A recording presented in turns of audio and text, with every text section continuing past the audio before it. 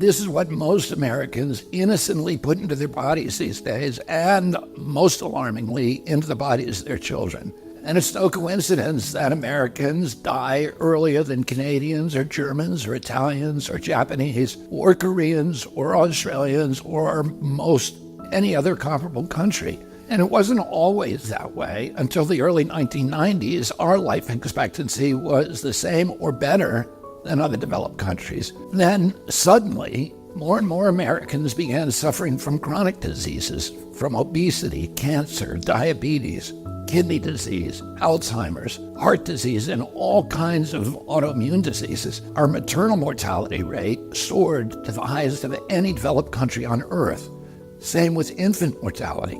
Like the frog in the slowly boiling water, we didn't really notice as we got sicker and sicker. We've grown now to accept chronic disease conditions as normal. But now, in 2024, we're finally waking up to this cataclysm, and we're asking ourselves, how in the world did this happen? Well, a big part of it is our diet. Restaurants that serve contaminated food are fined or shut down. But when it's the government that approves the poisons in our food, a few people get very, very rich, and the toxins end up in every supermarket aisle. Let me show you what I mean. Doritos, Cheez-Its, Cap'n Crunch, gummy bears. Everyone knows that these are junk foods, so maybe you wouldn't be too surprised to see that the ingredients include a lot of poisons, including a harmful yellow dye called tartrazine, or yellow dye number 5. What you may not know is that this dye was originally made out of the sludge that's left over when you turn coal into coke for blast furnaces. It's called coal tar, and I've actually sued many big industries for legacy contamination of coal tar all around the country because it's so toxic and it's so harmful to the environment and human beings. A century ago, it was just an obnoxious industrial byproduct that everybody was trying to figure out ways to get rid of. One of the ways that they did that was by paving roads. But then a British chemist figured out that the coal tar could be used to derive fabric dye. And if fabric dye, why not food?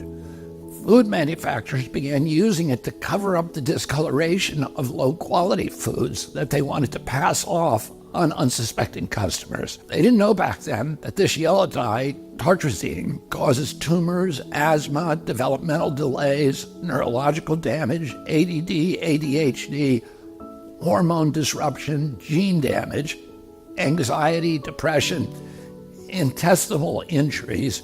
Well, we know it now. We've known this for decades. That's why tartrazine is heavily restricted in other countries. In some countries, foods with tartrazine have a warning label that it may cause ADHD in children. Today, it's made from petroleum, not coal tar. Either way, it's crazy to add this to your kids' favorite foods. It doesn't even change the flavor. This yellow dye isn't just in junk food. It's in the foods that we consider healthy. It's in everyday kids' snacks like popcorn, mac and cheese, fruit snacks. It's in sports drinks like Gatorade and so-called vitamin water. It's even added to chicken broth, to corn, to pickles, to mustard, and to yogurt. And so, of course, our kids get sick. And we lovingly feed them chewable vitamins which have, surprise, tartrazine.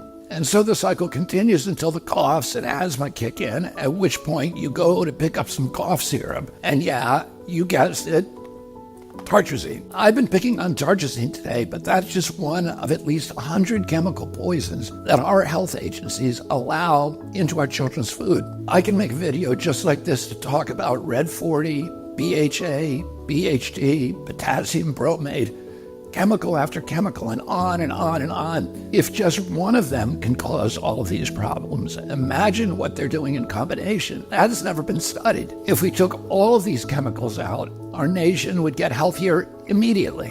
We'd have fewer sick days. We'd have better focus. We'd have less anxiety. Our kids would learn more easily. We'd lose weight. We'd have more energy. We'd have fewer tumors and longer lives. It's not all dark. Over the past 16 years, the government has banned 8 chemical additives that cause cancer, genetic damage, asthma, and many of the other health conditions as tartrazine does. And you know what's interesting? All 8 of those crucial steps forward in our kids' health were taken under President Trump. But the Democrats who claim to be all about health care have stood by watching other countries ban these poisons and make our kids sick, asthmatic, hyperactive, and depressed. They left them on every supermarket shelf in America. They even used your tax money to put them in your kids' school lunch. So their big food and their big ag donors probably gave them all that golden handshake and the big money hug. And their big pharma donors probably called them up and thanked them also, because now they're going to make billions selling Adderall, Prozac, and rescue inhalers. Enough is enough. President Trump and I are going to stop the mass poisoning of American children. Together, we're going to make America healthy again.